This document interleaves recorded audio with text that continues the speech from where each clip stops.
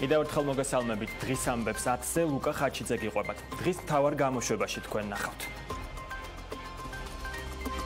გამოქანება მთაწმინდიდან. ადგილს ვაფართოვებთ გამოსაქანებელ ადგილს. სამწუხაროდ ჩვენი პოლიტიკური ოპონენტების დიდი ნაწილი განაგზობს იგივე რეჟიმში ცხოვრებას. მერი სამწუხაროდ უზრდელი ყავს დედაქალაქს. ალაძეს თბილისის მერობა ფერარით სეირნობა მიაჩნია. რა ინტელექტიც აქვს კაცს რა გაკანებას, თუ იმის გადის იოლოს. პოლიტიკური ინტერპრეტაციები თემაზე, ვისი პასუხისმგებლობაა დიდი დიღმის ტრაგედია. აქვთ მცდელობა დისკრედიტაცია მიაყენონ მერიას და პირადად მე. ვის ეკუთვნის ყაზტრანსგაზი, ოპოზიცია კალაძის და მაკაცარიას კავშირებზე. ყაზტრანსგაზის არაფორმალური მმართველი ფაქტობრივად დაახლოებით კახი კალაძე. მეშვიდე წელიწადია მას მართავს დროებითი ადმინისტრაცია და ვალი აიყვანა 100 მილიონამდე. ორი დაკავებული ტექნიკოსი. სამშენებლო კომპანია ყაზტრანსგაზის პასუხისმგებლობაზე და ყაზტრანსგაზის განცხადება. რას იხსენებენ ავთანდილის ქუჩის მაცხოვრებლები? ყაზტრანსგაზმა რა განცხადებაც გაავრცელა. ეგ არის სრული აბსურდი. პოლიციის აქვს ჩანაწერი, რომ არაფერი ხელსაწყო არ ქონიათ მაგათ მოტანილი. განცხადებები ტრაგედიიდან მესამე დღეს. დეპუტატი თანაშემწეს ეძებს. სასაცილოდ აიგდეს ეს მოთხოვნები არაფერი განსაკუთრებული არ ყოფილა. მოთხოვნების უსასრულოსია და გამოხმაურებები სოციალურ ქსელში. პრემიერის სასამართლოს შესახებ. საქართველოს მთავრობა არასდროს ჩაერევა დამოუკიდებელი შტოს საქმიანობაში და პარლამენტარების სამუშაო ჯგუფის დაკომპლექტების მოლოდინში. ოსაწვევი დაავიწყდათ თუ განზრახ გამომტოვეს. მივწერენ კობახიძის კაბინეტის უფროს და დაავიწყდა შევახსენე. როგორც ინფორმაცია იქნება იმით სახით რომ საზოგადოებას გაეცნოს და მიეწოდოს აუცილებლად მიეწოდოს. ვინ არის სერგო მეთოფიშვილი? მე მგონი ბატონ მეთოფიშვილის უჭირს წაკითხულით ამოსმენელის გააზრება. ამ პროცესში არ არის ადგილი ისეთი კომიკური ადრესატებისთვის, როგორც მეთოფიშვილი. სოციალურ ქსელში აქტიური მოსამართლის განცხადებები არქივიდან. ბეტმანის ჩვენება პარიზში, დემნა გვასალიას კოლექცია პირბადეებით და სამოსი ღორის გრიპის თემაზე. დღის ამბებში 10-ზე. ვინ იყენებს ტრაგედიას პოლიტიკური მიზნებისთვის? ტრაგედიიდან მესამე დღეს ავთანდილის ქუჩის აფეთქება პოლიტიკური განცხადებების და დაპირისპირების მიზეზი გახდა. ოპოზიციის მიერ გავრცელებული ინფორმაციის საპასუხოდ, რომ კალაძეს ყაზტრანსგაზთან დაკავშირებით ბიზნეს ინტერესები აქვს, კალაძემ კრიტიკის ავტორები მთაწმინდისაკენ გადაამისამართა. მერმა თქვა, რომ მთაწმინდაზე გამოსაქანებელ ადგილს აფართოებს. მიშას არ გამოუვა, მას ჰოლანდიიდან შეუძლია გამოეხანოს უფრო. ყოფილ პრეზიდენტს ჰოლანდიაში და დანარჩენ პოლიტიკურ ოპონენტებს გამოსაქანებელი ადგილი მთაწმინდაზე მოუნიშნა. რეაბილიტაციის შემდეგ ანძაზე ასვლას დედაქალაქის მერი მიხეილ სააკაშვილს, ლევან ხაბეიშვილსა და შალვა ათელაშვილს ურჩევს. ხაბეიშვილი, მიშა, შალიკო, ეს არის ერთი ტიპის ადამიანები და განცხადებები და მესიჯებიც არის ერთგვარი. ერთიანში არ შეიცავს. ამ ადამიანებს რა უნდა უთხრა ხა, არ ვიცი, რამდენად სერიოზულად უნდა უპასუხო, თუმცა ერთს ვიტყოდი, რომ თქვენ ალბათ მთაწმინდა იცით. სატელევიზიო ანძა იცით. ისიც იცით, რომ ჩვენ რეაბილიტაციას ვაპირებთ, საკმაოდ მნიშვნელოვან პროექტს ვახორციელებთ რესტორნის სახით, მქონდა ბიზნეს სექტორთანაც შეხვედრა, გავაცანით პროექტი, საკმაოდ დიდი ინტერესია, თუმცა ყველაზე მნიშვნელოვანი და მთავარი არის ის, რომ ჩვენ იქ ადგილს ვაფართოვებთ გამოსაქანებელ ადგილს და შეუძლიათ ეს ადამიანები, ვინც ჩამოთვალე, აბრძანენ და კახა კალაძის განცხადებას მალევე ადრესატები გამოეხმაურდნენ. ოპონენტების თქმით, დედაქალაქის მერმა ამით დაადასტურა, რომ თანამდებობისთვის შეუფერებელია. მერი სამწუხაროდ უზრდელი ყავს დედაქალაქს, ესეც მისი განცხადებიდან გამოჩნდა.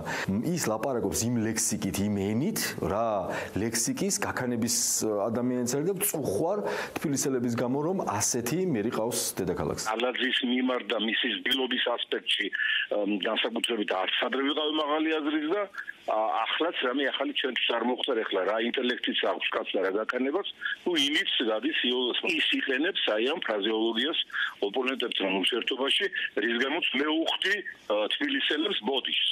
მართლა ადამიანურად წუხვარ, მე მინდა ბოდიში მოვიხადო, იმდენად შეწუხებული ვარ აი იმ განცხადებით. ალაძეს თბილისის მერობა, არ ვიცი, ფერარით სეირნობა მიაჩნია. მამუკა ბახტაძე ფიქრობს, რომ კახა კალაძემ იხუმრა. პრემიერ-მინისტრმა თბილისის მერი დაიცვა და ოპონენტები გააკრიტიკა. სამწუხაროდ ჩვენი პოლიტიკური ოპონენტების დიდი ნაწილი განაგზობს იგივე რეჟიმში ცხოვრებას, რატომ? იმიტომ რომ ეს მათი ცხოვრებისეული ფასეულობაა. ამასთან ერთად რა თქმა უნდა არსებობს იუმორიც და იუმორი არის ყოველთვის ძალიან კარგი. კახაკალაძემ დღეს საგანგებო ბრიფინგზე თქვა, რომ ოპოზიცია ტრაგედიას პოლიტიკური მიზნებისთვის იყენებს. მისთვის გაუგებარია, რატომ აკისრებენ პასუხისმგებლობას მომხდარ აფეთქებაზე. კალაძე განმარტავს, რომ საცხოვრებელ კორპუსში ბუნებრივი აირის უსაფრთხოებაზე თბილისის მერია პასუხისმგებელი არ არის. შენობაში ბუნებრივი აირის ქსელების უსაფრთხოება მოქმედი კანონმდებლობით არავითარ კავშირში არ არის შენობის ექსპლუატაციაში მიღებასთან. ექსპლუატაციაში შენობის მიღებისას ბუნებრივი აირის ქსელის უსაფრთხოების შემოწმება მუნიციპალური ინსპექციისა და მერიის კომპეტენციაში საერთოდ არ შედის. კალაძეს საგანგებო ბრიფინგებით უპასუხეს ოპოზიციაში. მერი ყასტრანსგასთან საეჭვო გარიგებაში დაადანაშაულეს და მისი დაკითხვა მოითხოვეს. ეს იყო ერთი დაპატარავებული ბიზნესმენის დამნაშავის თავის მართლების რეჟიმში განცხადება, რომელმაც ჩვენზე უკეთესად იცის, რომ მათ შორის სამშენებლო უსაფრთხოებაზე თავად არის პასუხისმგებელი, დაიკითხოს, როგორც დედაქალაქის მერი, რომელმაც 2 თვის წინ ფონიჭალაში რომ ტრაგედია მოხდა, ამის შემდეგ არანაირი პრევენციული ზომები არ მიიღო და რატომ არ მიიღო? ამასთან დაკავშირებით აუცილებლად უნდა მოხდეს მისი გამოკითხვა. ჩვენ გვყავს ხელისუფლება, რომლის ერთადერთი საბაზისო და ერთადერთი ინსტინქტი არის გაიშვიროს ხელი წინამორბედისკენ, გაიშვიროს ხელი ნებისმიერი ადამიანისკენ, ოღონდ კი თვითონ არ იყოს დამნაშავე კი არა პასუხისმგებელი რამეზე. და როდესაც ხელისუფლება პასუხისმგებლობას არ იღებს არაფერზე, ის ხელისუფლება ვერასდროს ვერ მოგვიტანს ჩვენ სიკეთეს, ვერასდროს ვერ მოუტანს კახიკალაძეს სიკეთეს თბილისელებს, იმიტომ რომ ერთი დღეც კი ვერ გაძლო პოლიტიკური კინკლაობის და პოლიტიკური გადაბრალების. ოპოზიცია კახაკალაძეს მეტი ყურადღებისკენ მოუწოდებს. მათი თქმით, პასუხისმგებლობა მომხდარზე თბილისის მერიასაც ეკისრება. კახაკალაძემ დღეს ის ტექსტი წაიკითხა, რაც წინასწარ ჰქონდა მომზადებული. მან ჟურნალისტების კითხვებს არ უპასუხა. კახაკალაძემ თქვა, რომ საგამოძიებო მოქმედებების დასრულების შემდეგ შემთხვევის ადგილზე სარეაბილიტაციო სამუშაოები დაიწყება. გარდა ამისა, მან მადლობა გადაუხადა იმ სასტუმროების მფლობელებს, ვინც დაზარალებულები უსასყიდლოდ შეიფარა. დიდი დიღმის აფეთქებიდან მესამე დღეს შინაგან საქმეთა სამინისტრო მის 2 ტექნიკოსი დააკავა, რომლებიც ტრაგედიამდე რამდენიმე საათით ადრე ავთანდილის 8 ნომერში იყვნენ. თორნიკე ტატიშვილი და ვაზილ მამადიანი ყასტრანსგაზის სწრაფი რეაგირების ჯგუფის წევრები არიან. გამოძიების მტკიცებით ადგილზე მისულმა სპეციალისტებმა კორპუსში გაზგაყვანილობა არაჯეროვნად შეამოწმეს. მოსახლეობას კი განუმარტეს, რომ კორპუსში გაზის სუნი იყო და არ იყო და საღებავის სუნში ეშლებოდათ. დაკავებულებს ბრალს ხვალ წარუდგენენ. ეს თორნიკე ტატიშვილია, ყასტრანსგაზის იმ 2 თანამშრომლიდან ერთ-ერთი, რომელმაც 16 იანვარს ავთანდილის ქუჩაზე ის კორპუსი შეამოწმა, სადაც შემოწმებიდან 2 საათის შემდეგ აფეთქებამ 4 ადამიანის სიცოცხლე იმსხვერპლა. მიუხედავად იმისა, რომ კომპანიაში გაზის მძაფრი სუნის გამო გამოძახება 2-ჯერ შევიდა, ყასტრანსგაზის უკვე პასუხისგებაში მიცემული თანამშრომლები არც ბრალს აღიარებენ და არც იმას ადასტურებენ, რომ კორპუსში ბუნებრივი აირის სუნი იყო. საკუთარ პასუხისმგებლობას ვერც მეორე ტექნიკოსი ვაზილ მამადიანი გრძნობს. გამოძიება არ აღიარებ დანაშაულს. რამდენად ჯეროვნად შესრულდა თქვენი მხრიდან მუშაობა? რამდენად საფუძვლიანად შეამოწმეთ? ბრალდებულების დაკავება სამსახურში მოხდა. 27 წლის თორნიკეს უფლებადამცველი ამბობს, რომ მისმა დაცვის ქვეშ მყოფმა მისი მოვალეობა 16 იანვარს ავთანდილის ქუჩაზე ჯეროვნად შეასრულა. ველა წესის დაცვით შეამოწმეს ტერიტორია აპარატით, ის ეყნოს თვითაც პირველი სართულიდან მე-9 სართულის ჩათვლით. არ დაფიქსირდა არც სუნი, არც აპარატმა არ დააფიქსირა გაზონვა. იმ მომენტში, როდესაც ისინი მივიდნენ, თვითონაც აღნიშნეს მოსახლეობმა, ანუ რამოდენიმე ბიჭი იყო, როგორც მე ვიცი. და აღნიშნეს კიდევაც, რომ ნამდვილად ეხლა აღარ არის სუნი. იზიარებს რაიმე ფორმით ამ პასუხისგებლობას? ჯერჯერობით არ ვიცი. ვერ იზიარებს, იმიტომ რომ არ ვიცი რა. დაკავებების მიუხედავად 2 კომპანიას შორის ურთიერთბრალდებები არ დასრულებულა. სამშენებლო კომპანია ელ-ჯგუფი მომხდარზე სრულ პასუხისმგებლობას ყასტრანსგაზს აკისრებს. თავად ყასტრანსგაზის რიგით მეორე განცხადებაში კი ვკითხულობთ, რომ დეტექტორმა გაზის გაჟონვა არ დააფიქსირა. შეტყობინებაზე რეაგირების მიზნით მისამართზე სპეციალური აღჭურვილობით გამოცდილი სპეციალისტების ჯგუფი გამოცხადდა. დამოქალაქების თანდასწრებით შეამოწმა შეტყობინებაში მითითებული ადგილები, ასევე ლიფტის შახტი და კორპუსის მიმდებარედ არსებული ჭები ბუნებრივი გაზის კონცენტრაციის დამდგენი სპეციალური აპარატით. დეტექტორმა გაზის გაჟონვა არ დააფიქსირა. შემოწმების შედეგების შესახებ ყაზტრანსგაზ თბილისის სპეციალისტებმა შეადგინეს შემოწმების აქტი, რომელიც დამოწმებულია საავარიო ჯგუფის წარმომადგენლებისა და კონკრეტული განცხადებლის ხელმოწერით. ჩვენ გადავწყვიტეთ, რომ მათ წინააღმდეგ, ანუ ყაზტრანსგაზის წინააღმდეგ შევიტანოთ სარჩელი. ესიერი რეაგირებას ითხოვენ თავად დაზარალებულები და დაზარალებულების კატეგორიული მოთხოვნაა, რომ დაუყოვნებლივ მიეცეს პასუხისმგებლობაში ყაზტრანსგაზი, როგორც ამ შემთხვევაში აი ამ დანაშაულის ჩამდენი. აფეთქებული კორპუსის მაცხოვრებლები ყაზტრანსგაზის უკვე დაკავებულ თანამშრომლებს გულგრილობაში და არაპროფესიონალიზმში ადანაშაულებენ და არ გამორიცხავენ, რომ კომპანიის წინააღმდეგ სამართლებრივი დავა დაიწყონ. ამბობენ, რომ კადრები, რომელიც კორპუსის შიდა ტერიტორიაზე დამონტაჟებულმა კამერამ დააფიქსირა, მათ ვერსიას უფრო გაამყარებს. არაფერი ხელსაწყო არ მოუტანიეთ. კამერებში ჩანს ეგ ყველაფერი. როგორ შეამოწმეს მაშინ? უბრალოდ თავის ცხვირის დონეზე. სუნთქვით. პროფესიონალ ადამიანს ვიძახებთ, მოვიდა გითხრა, რომ ეს წავა, ეს უნი გავა, ჰაერი გაიტანს, ვთქვიათ, რომ ან ვიღაცა რომელიღაცა მეზობელმა გაზის ბალონი აიტანა სახში ვის რა თუნდა და ეს გაზის ბალონი არავის არსად არ აუტანია, ან საღებავის და გაზის ბუნებრივი აირის სუნი ვერ გაგირჩევიათ და რაღაც ცინიკური დამოკიდებულება. ჩემმა შვილმა გამოიძახა და ხელიც მოუწერია იმაზე, რომ ვიღაც მოვიდა და რაღაც შეამოწმა, მაგრამ ეს იმას არ ნიშნავს, რომ ვინც გამოგიძახა ვალდებულია, იცოდეს როგორ შეამოწმა. მე რა ვიცი, დაზიანება იყო თუ არ იყო, მაგენი მშვიდობაში ხო არია. თლამშვიდობაში რო არ არიან ეტყობათ, ხო? ტრაგედიიდან მესამე დღეს ადგილობრივების ემოციები არ ცხრება. ჩემოდნებით და პარკებით ხელში იმ განცდებს იხსენებენ, რომელიც აფეთქების შემდეგ დაეუფლათ. სადარბაზოში იყო სრული შოკი, ქაოსი, ერთმა ადამიანები, რომლებიც ცდილობენ თავის გადარჩენას, რაღაცა საშინელება, ტირილი, კივილი, გარდაცვლილები, რო ჩამოვედი პირველ სართულზე, პირდაპირ იმ კარიდან გამოვედი, მე და ჩემი მეუღლე გამოვედით იმ კარიდან, სადაც გარდაცვლილი მამაკაცი ეგდო. უმძიმესი სურათი იყო 3 დღის განმავლობაში ეს სურათი და ეს კადრი ჩემი გონებიდან და თვალთახედიდან არ ამოდის რა. ტრაგედიის შედეგად გარდაცვლილებს ნათია ციცვიძეს შვილთან და დასთან ერთად ხვალ ქაშვეთის ეკლესიაში გადაასვენებენ, სადაც სამოქალაქო პანაშვიდი გაიმართება.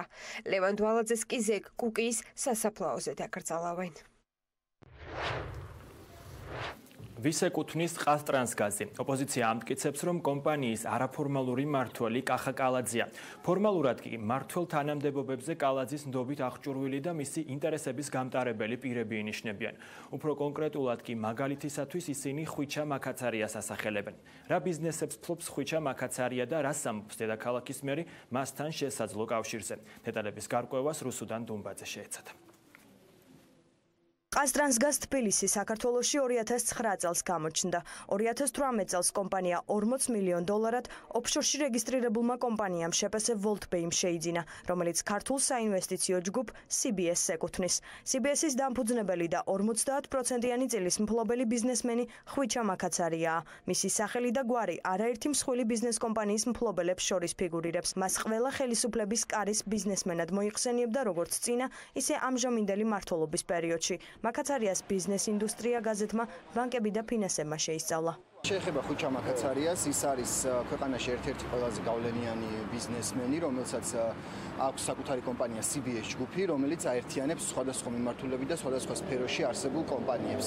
ესენი არის თბილისის მიკროავტობუსი, ეს არის Redison Blue, სადაც ასევე წილს ფლობს როგორც თბილისის, ასევე ბათუმში და სხვაგან არსებული Redisonis სასტუმროებში.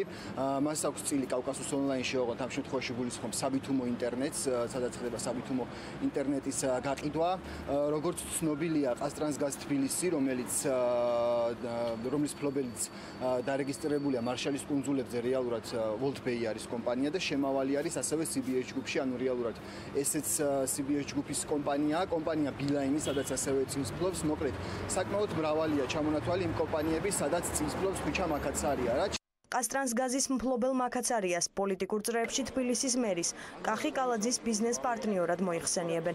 საუბარი ამის შესახებ მას შემდეგ დაიწყო, რაც თბილისის მერიამ კომპანია City Parks ხელშეკრულება მოულოდნელად გაუწყვიტა და კომპანიის ფუნქციების შესრულება დროებით მერიის სატრანსპორტო სამსახურს დაავალა. ოპონენტები ამბობენ, რომ პარკირების ბიზნესით სწორედ მაქაცარია იყო დაინტერესებული, რომელიც შეპასე თბილისი პარკინგის 20%-იანი წილის მფლობელია. თუმცა გარიგება იმიტომ ჩაიშალა, რომ City Parks-ის გაუქმებას ხმაური და დიდი საზოგადოებრივი გამოხმაურება მოჰყვა.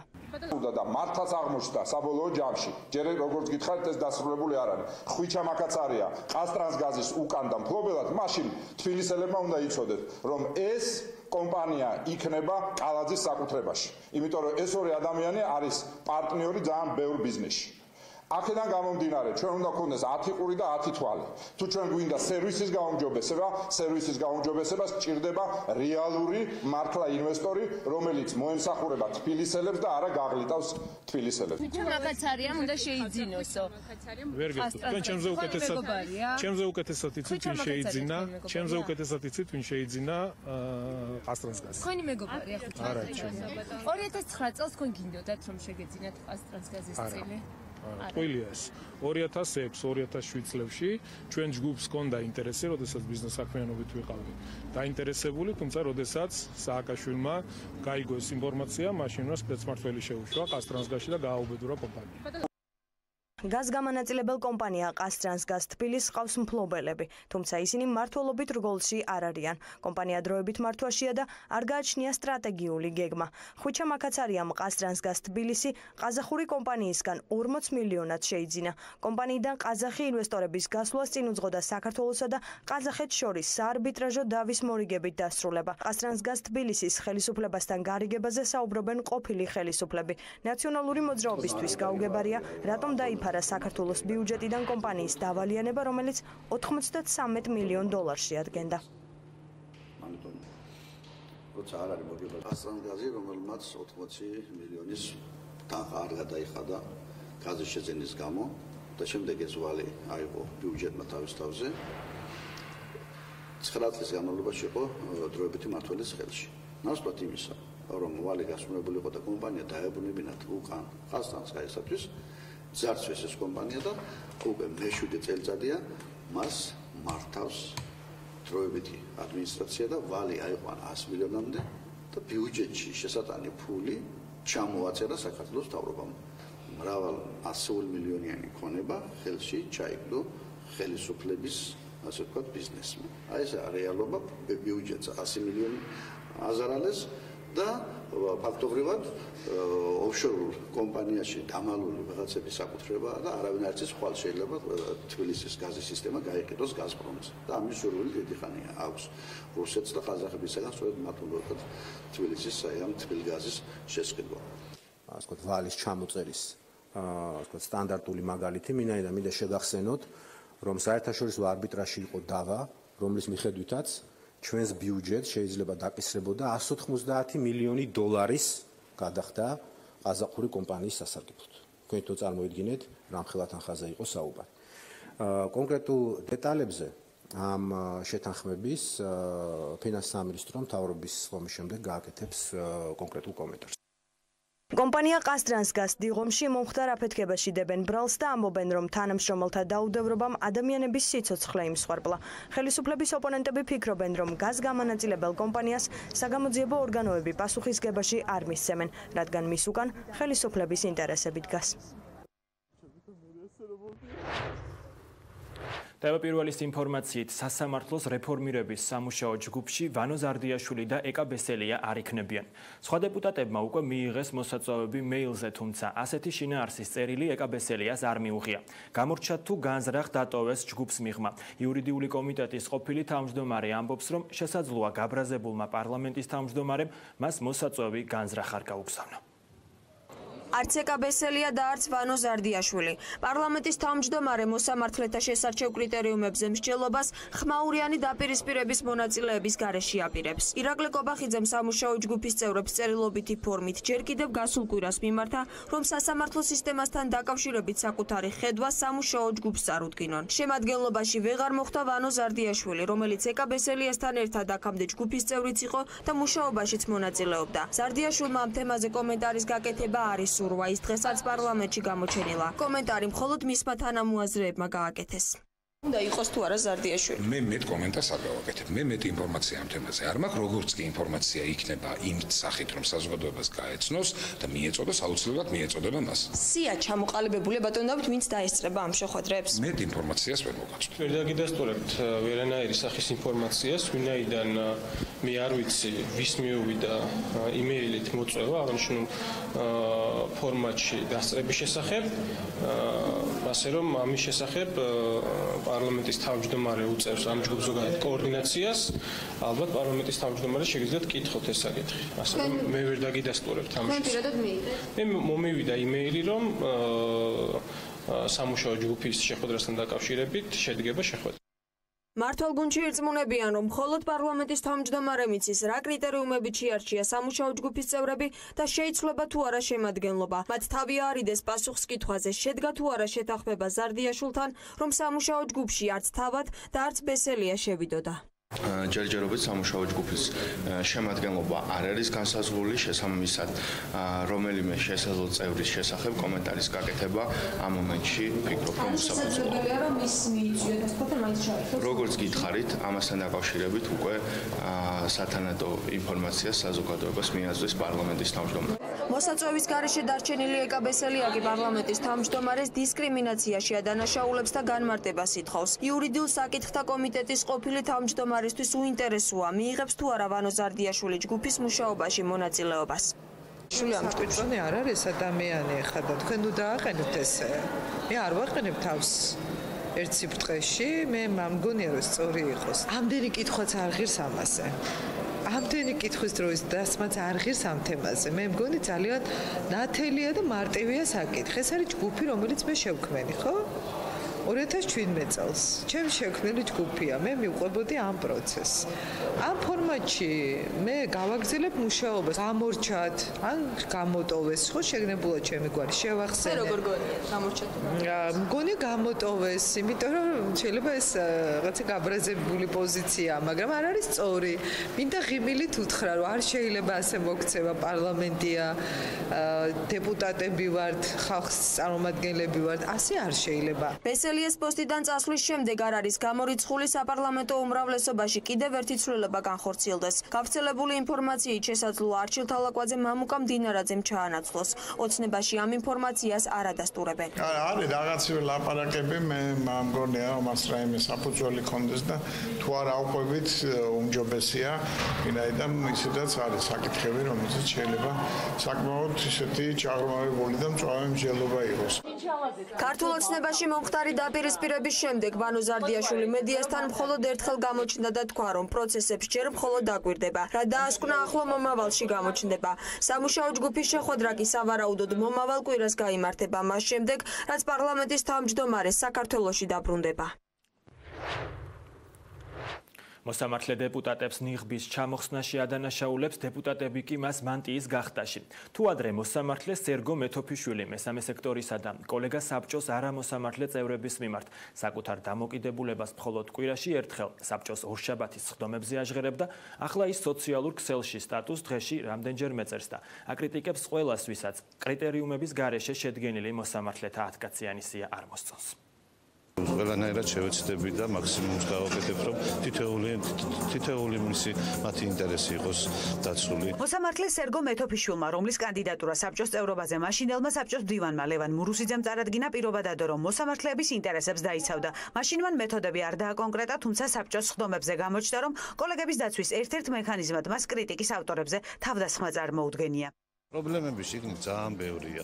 პირველ რიგში ალბათ უნდა დაინიშნონ მოსამართლეები მაქსიმალურად, უნდა გავაკეთოთ ყველაფერი, რომ მაქსიმალურად ეს რაოდენობა გავზარდოთ. შველა იგრძნონ, ასე ვთქვათ, მოსამართლეები და სასამართლოები. სისტემის დაცვის კიდევ ერთ მექანიზმად მეთოფიშვილს საბჭოს სხდომების დახურვა წარმოედგინა. ინიციატივაზე ბევრი ისაუბრა, თუმცა საბოლოოდ იდეას დოკუმენტის სახე არ მისცა და არც საბჭოს სხდომაზე გაიტანა. უზენაესი საბჭოს სხდომების მედიისთვის დახურვას მაშინ მეთოფიშვილი დისკუსიის გაჯანსაღების სურვილით ხსნიდა და არამოსამართლე წევრებს რეალიტი შოუს მოწყობაში ადანაშაულებდა. ფორმით, რა ფორმითაც ზოგჯერ ღებულობს, ზოგჯერ ყოველთვის არ რა თქმა უნდა, ზოგჯერ გადაიზრდება სდომა რაღაც რეალიტი შოუში, აი ეს ფორმა არ მოწონს. სამორგანიზაციის გაკეთებული დემოკრატიისთვის ამ ქვეყანაში. საბჭოს სხდომებზე მეთოფიშვილის კრიტიკას მხოლოდ საბჭოს არამოსამართლე წევრები იმსახურებენ. ერთ-ერთ სხდომაზე მეთოფიშვილმა თქვა, რომ აქვს ეჭვი, რომ საბჭოს არამოსამართლე წევრს ნაზი ჯანეზაშვილს მეუღლე მართავს. ამ რეპლიკით ის იმ მოსამართლეებს გამოესარჩა, რომელთაც ჯანეზაშვილმა მარიონეტები უწოდა. მე მაგალითად ესეთი ეჭვი მაქვს. როგორ გონია ქალბატონ ნაზიბროლას. ახლა მე რო თქვა გავიდე ხა ჟურნალისტებთან, რომ დავით გამისონია მართავს ქალბატონ ნაზიბროლას. ან სისვაძე ან ბაქრაძე. ვიქნები მართალი? კლანურ მმართველობაზე საუბარს ჭორაობას უწოდებს, თუმცა თავადაც აქტიურად საუბრობს ანა დოლიძის რუსულ კავშირებზე. არ ვიცახი, რომ ეხლა ანა დოლიძე არის მატახარივით რაღაც შპიონი, ალბათ თანამშრომლობდა, რა თქმა უნდა, ანაზღაურების გამო, ხო ისეა? იუსტიციის უმაღლესი საბჭოს სხდომაზე, სადაც თავმჯდომარემაც კი თქვა, რომ წევრების მხრიდან ძალადობის მსხვერპლი იყო მეთოფიშვილი ზეწოლაში დაადანაშაულეს საბჭოს არამოსამართლე წევრებმა. ჯანეზაშვილსა და დოლიძეს მეთოფიშვილმა კრიტიკის საპასუხოდ სისხლის სამართლის იმ მუხლზე მიუთითა, რომლის მიხედვითაც საბჭოს წევრების საქმიანობაში ჩარევა დასჯა. უქმი ნომერ 65 პრიმა საქართველოს იუსტიციის უმაღლესი საბჭოს წევრის საქმიანობაში უკანონო ჩარევა. ის რასაც მე განვიხილავთ, მოსამართლე კოლეგიის თავმჯდომარე სერგო მეთოფიშვილის მხრიდან როგორც მუქარას. სასამართლო სისტემაში პროცესების გააქტიურების პარალელურად მეთოფიშვილის სოციალურ ქსელში გააქტიურდა. მოსამართლე წევრი ორშაბათის ტრადიციულ სხდომებს აღარ ელოდება და საკუთარ პოზიციებს Facebook პოსტებით გამოხატავს. ოცნების დეპუტატები, რომლებიც 10 კაციან სიას აკრიტიკებენ, მისთვის არაკეთილსინდისიერი პოლიტიკოსები არიან, რომელთაც სასამართლო სისტემაზე გავლენის მოპოვება სურთ. გოგიჩაიშვილი ვერ გამაჩუმებს. ალბათ მას მორჩილი საბჭოს წევრები და მორჩილი მოსამართლეები სურს რომ ყავდეს, მაგრამ საბედნიეროდ ეს დრო წარსულს ჩაბარდა. 2012 წლიდან მართლმსაჯულების სისტემა გათავისუფლდა პოლიტიკური წნეხისგან და პოლიტიკოსების გავლენებისგან. თუ ვერ დავიცავთ, ყოველთვის მოიძებნება ბესელიასნაირი, ფოფხაძისნაირი და არაკეთილსინდისიერი პოლიტიკოსები და ჩაიგდებენ ხელში სასამართლოს. ასეთ სურვილში ადანაშაულებს ის მესამე სექტორსაც. ქალბატონ გიგაურს ისევე როგორც ბევრ სხვა პოლიტიკოს სინამდვილეში არ აინტერესებს არანაირი კრიტერიუმები. მათი მიდგომა ემსახურება იმას, რომ სისტემის შიგნიდან არავინ დაწინაურდეს უზენაეს სასამართლოში და გარედან მოხდეს უზენაესი სასამართლოს დაკომპლექტება, რათა დაიმორჩილონ სასამართლო. მოსამართლე წევრი, რომელიც სასამართლო სისტემის დამოუკიდებლობას ეჭქვეშ არაყენებს, Facebook-ში ბევრს წერს 2012 წლამდე ამავე სისტემაზე არსებულ პოლიტიკურ წნეხზე, თუმცა მხოლოდ ზოგადად და არაფერს დეტალურად, მათ შორის არ წერს კონკრეტულად მასზე რა გავლენას ახდენდა ეს პოლიტიკური წნეხი. სამარცხვინოა და ყოვლა დაუშვებელია, როდესაც საკანონმდებლო ხელისუფლების წარმომადგენელი გულისხმობ ბესელიასნაირ პოლიტიკოსებს დიქტატორული მეთოდებით ებრძვიან საკუთარი ქვეყნის სასამართლო სისტემის, ანუ სასამართლო ხელისუფლების დამოუკიდებლობას. ამ პროცესში არ არის ადგილი ისეთი მდარე და იაფასიანი განცხადებებისთვის, ან ისეთი კომიკური ადრესატებისთვის, როგორც მეთოფიშვილი, ის არ არის ჩემი საპასუხო, მე ვთვლი, რომ მას უნდა ველაპარაკო, იმიტომ რომ ეს ადამიანი იმდენად უკვე არალეგიტიმურია თავის მანდატში და დაკარგა აბსოლუტურად რაიმე ტიპის სანდოობა. მე მგონი, რომ ის თვითონვე პასუხობს თავის თავს და იმასაც პასუხობს ჩვენ რისი შეცვლაც გვინდათ. ქალბატონი ბესელიას, მისი თანამოაზრე პოლიტიკოსების და ზოგიერთი პოლიტიზირებული NGO-ს მხრიდან სასამართლო სისტემის და იუსტიციის უმაღლესი საბჭოს მიმართ დაუბალანსებელი და შეურაცხყოფელი ზღვარგადასული კრიტიკული კომენტარების გამოხატვა არის უპასუხისმგებლო ქმედება, რომელიც სერიოზული და სახიფათო პრობლემებს იწვევს, ვინაიდან გაუცნობიერებლად ან განზრახაზიანებს სასამართლო ავტორიტეტს და უფრო დაბლაწევს სასამართლო სისტემის მიმართ საზოგადოების ნდობას. ამასთან დაკავშირებით მინდა მკაფიოდ და ცალსახად დავაფიქსირო, რომ მსგავსი ქცევა მიღება წარმოადგენს თავდასხმას დემოკრატიული სახელმწიფოს კონსტიტუციაზე, ასევე თავდასხმას ხელისუფლების სხვა შტოს ლეგიტიმურობაზე. მე მგონი ბატონ მეთოფიშვილის როგორც იუსის საბჭოს წევრს უჭირს წაკითხulis და მოსმენილის გააზრება, ვინაიდან არც ერთ კომენტარში მე არ მithქვავს, რომ წინა ხელისუფლების დროს მიღებული კანონებია ამ ყველაფრის დამნაშავე და რომ თურმე ამ კანონებს რომ იყენებენ ეს ყოფილა პრობლემა. კარგად ვურჩევდი, რომ მთელი გულისყურით გაიაზრონ რა არის პრობლემა სასამართლო სისტემაში, ვინ არის ადრესატი ჩვენი კითხვების და ნუ ცდილობენ რაღაც დამატებით ვინმესთვის რაიმე რეალობის მიკერებას. სერგო მეთოფიშვილს ერთმანეთთან დაპირისპირებული პოლიტიკოსები და არასამთავრობოები თანაბრად აკრიტიკებენ. სანამ პარლამენტი უზენაეს სასამართლოში უადად გამწესებული მოსამართლეების შერჩევის კრიტერიუმებზე მუშაობს, მოსამართლეებისგან კიდევ არაერთ მწვავე განცხადებას უნდა ველოდოთ. მთავრობის ხდომის დაწყებამდე ბრიფინგზე მამუკა ბახტაძემ ისაუბრა სასამართლო სისტემაში მიმდინარე პროცესებზე. პრემიერმა თქვა, რომ არ სურს იცხოვროს ისეთ ქვეყანაში, როცა პრემიერი ან სხვა პოლიტიკური ხელმძღვანელობის პირი რეკავდა სასამართლოში და სასამართლოს ალაგებდა ისე, როგორც მას სურს. პრემიერი აცხადებს, რომ მისთვის მიუღებელია მოსამართლეების თემის პრივატიზაცია გარკვეული პოლიტიკური ჯგუფის მხრიდან. ამ შემთხვევაში აღსანიშნავია ასევე ის, რომ საქართველოს მთავრობის პოზიციას და ჩემი როგორც პრემიერ-მინისტრის პოზიციას ბუნებრივია მე როგორც მოქალაქეს მე მაქვს ნებისმიერ ადამიანზე ჩემი შეხედულება, მაგრამ მე მინდა გავიმეორო ის, რაც თქვი რამდენიმე კვირის უკან. რამდენიმე კვირის უკან. უკაცრავად დავასრულებ თუ შეიძლება. საქართველოს მთავრობა არასდროს ჩაერევა დამოუკიდებელი შტოს საქმიანობაში და ფუნქციონირებაში. ეს დრო საქართველოში დასრულდა და დარწმუნებული ვარ, არც ერთ ჩვენთაგანს არ სურს იცხოვროს ისეთ ქვეყანაში, როდესაც პრემიერ-მინისტრია ნებისმიერი სხვა პოლიტიკური მაღალი ხელმძღვანელობის პირი რეკავდა სასამართლოში და სასამართლოს უკაცრავად დაალაგებდა ისე, როგორც მას სურს. ჩვენ მივისწრაფით ევროპისკენ, იმ რეფორმას, რომელიც ხორციელდება, აქვს დადებითი შეფასება ჩვენი ევროპელი პარტნიორების მიმართ და მე ვფიქრობ, რომ ამ შემთხვევაში ჩვენი პოლიტიკური გუნდის პოზიცია ობიექტურ კრიტერიუმებთან და პროცესების გაწერასთან დაკავშირებით არის სწორედ ის, რაც აუცილებელია ამ ძალიან მნიშვნელოვანი რეფორმის გზაზე კიდევ ერთი ნაბიჯის გადასადგმად. TBC ბანკის საქმეზე პრემიერმა დაინახა პოლიტიკური სპეკულაციის თემა, ვიდრე შინაარსობრივი არგუმენტები. მისი თქმით, კონკრეტული კომპანიის აქციონერების მიმართ დასმულმა კითხვებმა არ უნდა მოახდინოს გავლენა ქვეყნის ფინანსურ სტაბილურობაზე. TBC ისევ როგორც საქართველოს ნებისმიერი ბანკი, მათი ერთობლიობა უდრის ძალიან მყარ ფინანსურ სტაბილურობას ჩვენ ფინანსური სექტორის. ყველა კომპანიის და ყველა ფინანსური ინსტიტუტის ერთად. შესაბამისად, ასე განპირობება მე არ ვთვლი, რომ ეს სწორია, თუმცა ამას კავშირი არ აქვს იმ კითხვასთან, რომელიც თქვენ დასვით. მე ვფიქრობ, რომ ნებისმიერ კითხვას უნდა გაეცეს პასუხი, მაგრამ ის მოსაზრება, რომ კითხვების დასმამ შეიძლება საქართველოს ფინანსურ სტაბილურობაზე უარყოფითად იმოქმედოს, მე რა თქმა უნდა ამ თემას ვერ დავეთანხმები. დაველოდოთ გამოძიებას, დაველოდოთ შეკითხვებს, დაველოდოთ პასუხებს, დარწმუნებული ვარ, ყველა მივიღებთ პასუხებს. TBC ბანკთან საერთოდ არანაირი პრობლემა არ არის. დარწმუნებული ვარ, რომ ამ ინსტიტუციას არ ემუქრება არანაირი საფრთხე. მე ვერ ვხედავ როგორ შეიძლება ამის ვიბმა იმაზე, რომ TBC ბანკს ან საფინანსო არანაირად. მე მგონი TBC ბანკი მაღალი ნდობით სარგებლობს და მაღალი რეპუტაციით და გააგრძელებს ესეთად დარჩენას. დეპუტატი ნინო წილოსანი თანაშემწეს ეძებს. ვაკანსიის შესახებ განაცხადში ის მოთხოვნებია ჩამოწერილი, რასაც დეპუტატი მომავალ ასისტენტს უყენებს. ყოველდღიური საქმიანობის კოორდინაცია, ინფორმაციის მიწოდება დაგეგმილი შეხვედრების შესახებ, საქმიანი შეხვედრების ორგანიზება, მივლინებების ორგანიზება, საქმიანი მიმოწერის უზრუნველყოფა, დოკუმენტების თარგმნა, კანონპროექტების მომზადებაში მონაწილეობა, საქმის წარმოების სპეციალურ პროგრამაში შესული დოკუმენტების გაცნობა, დამუშავება, პასუხების მომზადება და გაგზავნა. შემოსული განცხადებების აღრიცხვა, იდენტიფიცირება და შესაბამის ფორმატში რეაგირება და კიდევ არაერთი ფუნქცია. დეპუტატის მოთხოვნებს სოციალურ ქსელში არაადეკვატურს უწოდებენ და სვამენ კითხვას.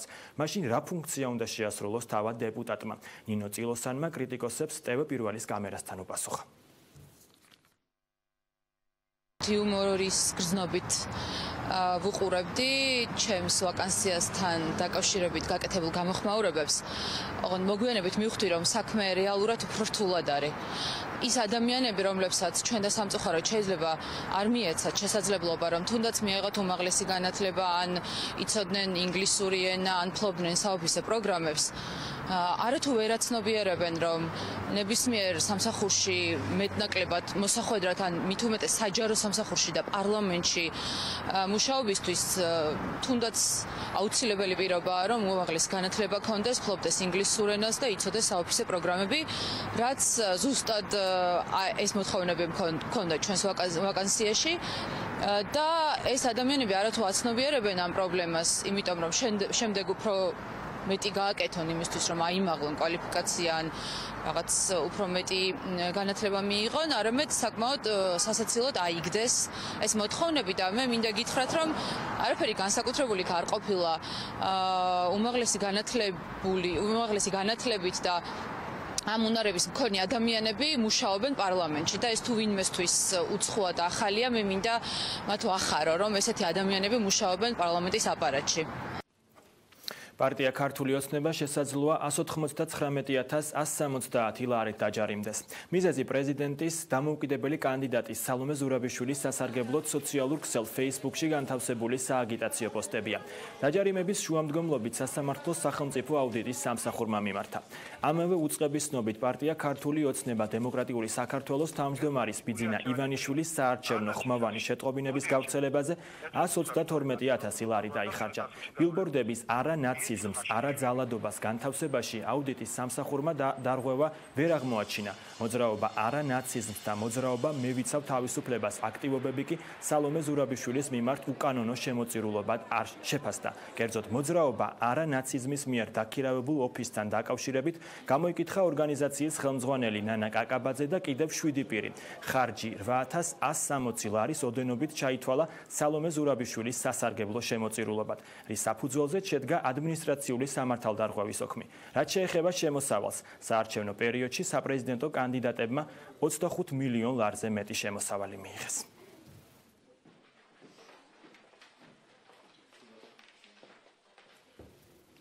ჭყონდიდის მიტროპოლიტი პეტრე მთავარეპისკოპოს სპირიდონს პასუხობს და მის ქადაგებას უპასუხისმგებლოს უწოდებს. ის ვრცელი განცხადებით საეკლესიო სასამართლოს მოწვევას ითხოვს. ციტატა წერილიდან: როდესაც საპატიმროში მოვინახულე დეკანოზი გიორგი მამალაძე და მოვისმინე მისგან დეტალური ახსნა აბსურდული ბრალდების საპირწონედ, დავწმუნდი, რომ ეს ადამიანი არც მკვლელია და არც დამნაშავე. ის მხოლოდ მსხვერპლია უსამართლობის და უზნეობის, რომელსაც უპირობოდ და უკომპრომისოდ უნდა ვებრძოლოთ და დავუპირისპირდეთ. თქვენ კი უსამართლობასთან, უზნეობასთან, უპრინციპობასთან და ფარისევლობასთან დაპირისპირება მზაკრულად გინდათ სრულიად საქართველოს კათოლიკოს პატრიარქთან დაპირისპირება წარმოაჩინოთ. ამით ნუ თუ ვერ ხვდებით, რომ საქართველოს ეკლესიის მამამთავარს ნეფსით თუ უნებლიეთ აიგივებთ ამ ყველაფერთან და ლოგიკურად თავად მიდიხართ მის დისკრედიტაციამდე. ეჭვი მაქვს, რომ სინდისი როგორც პატარა ღმერთი არ გაგაჩნიათ, ამიტომ აძლევთ თავს ამდენის უფლებას. სინდისის გარეშე კი ადამიანი ნამდვილად არის ცოცხალმკვდარი. ვკითხულობთ წერილში. მთავარეპისკოპოსი სპირიდონი ჭყონდიდის მიტროპოლიტს ტევ-პირველის ეთერში გაკეთებული განცხადების გამო დაუპირისპირდა. მიტროპოლიტმა პეტრემ ლევან ჩხაიძის დღის ამბებში თქვა, რომ დაიმსხვრა მითი პატრიარქის წყემსი კეთილობის შესახებ. ქვეყანაში წითელას 325 შემთხვევა დაფიქსირდა, რაც ეპიდაფეთქებაა. სწორედ ამიტომ წითელას აცრა ყველასთვის უფასო გახდა. ჯანდაცვის სამინისტრო მოსახლეობას მოუწოდებს, რომ თუ კი მათ არ ახსოვთ, აქვთ თუ არა გაკეთებული წითელას აცრა, ჩაიტარონ ვაქცინაცია კვლავ, რადგან მეორედ მისი ჩატარება ზიანს არ მოუტანს ადამიანის ჯანმრთელობას. მდგომარეობა, რაც ჩვენ გვაქვს დღეს, უკიდურესად საყურადღებო არის, ამას ეწოდება ეპიდაფეთქება, რომელსაც აქვს თავისი რეაგირების გეგმები. 325 დაავადების შემთხვევა არის წითელასი, რომელიც მკვეთრად მატულობს დღეების მიხედვით. ვაქცინაცია არის ერთადერთი საშუალება ამ მაღალგადამდები და ძალიან სახიფათო დაავადებასთან საბრძოლველად. თუ კი ვინმეს განსაკუთრებით 20-40 წლის ასაკის მოქალაქეს არ აქვს ზუსტი დადასტურება, რომ ამ ბავშვობაში გეგმიურად ორივე ვაქცინაცია ჩაიტარა, აუცილებელია, რომ გაიგეთოს დამატებითი ვაქცინაცია. განსაკუთრებული მოწოდება არის ამ ასაკის ქალბატონების მიმართ, ვინც ოჯახი უნდა შექმნას და ვინც უნდა შვილი გააჩინოს, რომ დადასტურებით თუ არ იციან, რომ ისინი აცრილი არიან, ან გადატანილი აქვთ წითელა, ვთხოვთ სულ რომ მიბრძანდნენ პოლიკლინიკებში და აიცრან წითელას საწინააღმდეგო ვაქცინა. მოგეხსენებათ ამბობენ, რომ წითელა ბატონები და აი გადავიტან და რა მოხდა. ასე არ არის ბატონებო, რომ წითელა სამწუხაროდ დაახლოებით 20%-ში, 25%-ში რთულდება სერიოზული გართულებებით. სკოლებში სწავლა 21 იანვარს განახლდება. მიხეილ ბატიაშვილის თქმით, მის უწყებას აქტიური კომუნიკაცია აქვს ჯანდაცვის სამინისტროსთან და თუ ვირუსის გავრცელების კუთხით რაიმე საფრთხე გაჩნდება, ისინი უსწრაფესად მიიღებენ კონკრეტულ გადაწყვეტილებას. ამ წუთასაც ჰქონდა კონსულტაცია ჯანდაცვის სამინისტროსთან, შევაჯერეთ ბოლო ინფორმაცია, სტატისტიკა, რომელიც არსებობს. და ის სამუშაოები, რომელიც ამ პერიოდში განხორციელდა და გადაწყვეტილება რაც იყო მიღებული ორშაბათს სწავლის დაწყებასთან დაკავშირებული, ის ძალაში რჩება, ანუ ორშაბათს დაიწყება სწავლა, თუმცა ჯანდაცვის სამინისტროსთან ყოველდღიურ რეჟიმში დღეში რამდენჯერმე აქტიურად ვიმუშავებთ, რომ დავაკვირდეთ სტატისტიკას, თუ რაიმე საფრთხილო, ანუ თუ რაღაც ნებისმიერ რისკებთან იქნება დაკავშირებული ნებისმიერი ინფორმაცია ან სტატისტიკა, რომელიც შეიძლება ამ პერიოდში გამოვლინდეს, მზათა ვართ, რომ ნებისმიერი გადაწყვეტილება მივიღოთ უსწრაფესად. ვერაზე სროლის საქმეზე დაკავებულ ორივე ბრალდებულს აღკვეთის ღონისძიებად პატიმრობა შეეფარდა. დანაშაულის შეუტყობინებლობის ბრალდებით დაკავებულ კონსტანტინე ჯორბენაძის შემთხვევაში პროკურორმა განაცხადა, რომ ის ადუაშვილთან ერთად იმყოფებოდა, როდესაც ადუაშვილმა ისროლა ზურაბ კუჭავას მიმართ. მან იცოდა მძიმე კატეგორიის დანაშაულის შესახებ, თუმცა გამოძიებას არ შეატყობინა. ასევე პროკურორის განცხადებით არსებობს მოწმეებზე ზემოქმედების საფრთხე. რაც შეეხება გიორგი ადუაშვილს, პროკურორის თქმით, ის რამდენჯერმე ნასამართლევია, მისი თქმით არსებობს ახალი დანაშაულის ჩადენის საფრთხე. როგორც პროკურორმა განაცხადა, ადუაშვილის მიერ ჩადენილმა დანაშაულმა სხვათა სიცოცხლესაც შეუქმნა საფრთხე.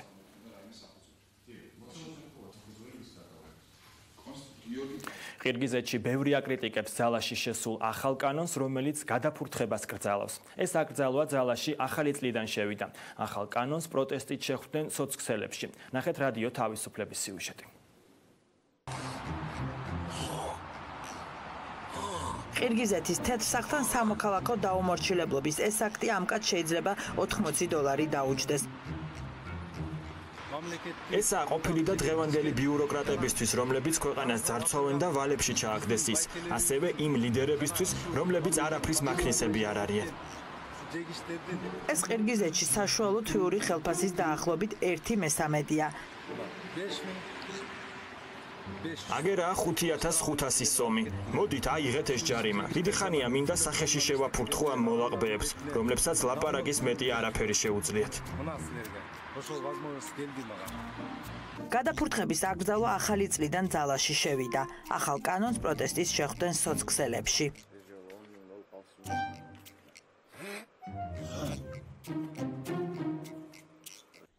ამ კაცმა 2 წლის წინ წამოიწყო კამპანია არ გადააფურთხო. ახლა მას უკვე ზურგს კანონი უმაგრებს. ბევრი ფიქრობს, რომ ასეთი სიმკაცრე გადაჭარბებულია.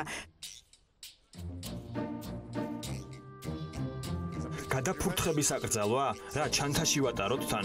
არ ვეთანხმები ამას. სასაცილოდ გამოვიდა, თითქოს ეს რაღაც ფსიქოლოგიური განმუხტვაა ხალხისთვის. მათ დიდი ხანია სხვა საქმეების გამო უნდოდათ ჩვენი ჩინოვნიკებისთვის შეფურთხება. სხვებმა მხარი დაუჭირეს აკრძალვას. ეს ზომა დიდი ხნის წინ უნდა შემოეღოთ, ვინაიდან ქუჩაში ძალზე ბევრი ნაფურთხია. ყველგან იფურთხებიან, ზედვაბიჯებთ და შეიძლება ავადმყოფობა შეგვეყაროს. ვფიქრობ, ამისთვის დაჯარიმება ჯობია. ბევრი ფიქრობს, რომ გადაფურთხების მართვა შეუძლებელია. პრეზიდენტი, ასე ჰქვია გია კაჭარავას ახალ ფილმს, რომლის ნახვა დღეიდან მაყურებელს თბილისის და ქუთაისის კინოთეატრებში შეუძლია. სატირული კომედია მოგვითხრობს თუ როგორი მოულოდნელია ცხოვრება. ახალგაზრდა ფოსტალიონი საბედისწერო შემთხვევის წყალობით მოულოდნელად პრეზიდენტი ხდება. რეჟისორის თქმით, ფილმის გმირები არავის პროტოტიპები არ არიან. ფილმში თამაშობენ ქართული კინოს და თეატრის მსახიობები. ფილმზე მუშაობა ერთი თვის განმავლობაში გრძელდებოდა და მაყურებელს მისი ნახვა კინოთეატრებში 2 კვირის განმავლობაში შეეძლება. თუ გინდა რომ სამყარო შეცვალო უკეთესობისკენ, დაიწყეს საკუთარი თავიდან. კარგი სლოგანია. ცხოვრებაში ცოტა პოლიტიკური ადამიანი ვარ.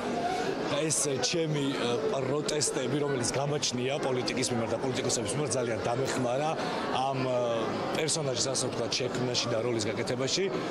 რაც შეეხება ვინ არის, რა არის, მოდი ამას საიდუმლო დავტოვებ. ფილმი არის იმ სატირულ კომედიურ სიტუაციაზე, რაში ჩვენ იმყოფები წლების მანძილზე. მაგრამ არა როგორც ახლა პოლიტიკურად ამას არ გულისხმობ, გულისხმობ იმას, რომ ჩვენ სულ რაღაც ერთ ტელესერიალში ვტრიალებთ და ახლა მინდა რომ ტელესერიალის ფინალი დავადგინოთ, ასე ვთქვათ, როგორ უნდა იყოს ქვეყანა, როგორ უნდა იყოს პრეზიდენტი, შეიძლება ისე აერჩიონ, მაგრამ რა უნდა მოძრავებდეს. ძალიან მომეწონა ფილმი, ძალიან გავერთე და ვიხალისე, სიუჟეტებით და მსახიობებით ძალიან მომეწონა და მინდა ურჩიო ყველას რომ მოვიდნენ და უყურონ ამ ფილმს, იმიტომ რომ ნამდვილად ძალიან კარგი გასართობია. ღორის გრიპს გადაურჩი, ამიტომ ახლა ვეგანი ვარ. მაისური ამ წარწერით ვეტმანის 2020 წლის ზამთრის კოლექციიდანაა. დემნა გვასალიამ პარიზში ჩვენებაზე მიწვეულებს ძველებური ორცხობილის შეფუთვა და ორცხობილა გაუგზავნა და ამ ფორმით გააგებინა სად და როდის ჩატარდებოდა ჩვენება. ღორის გრიპთან დაკავშირებული წარწერის გარდა მაისურებზე დაპრინტული იყო ჟირაფები და აქლემები.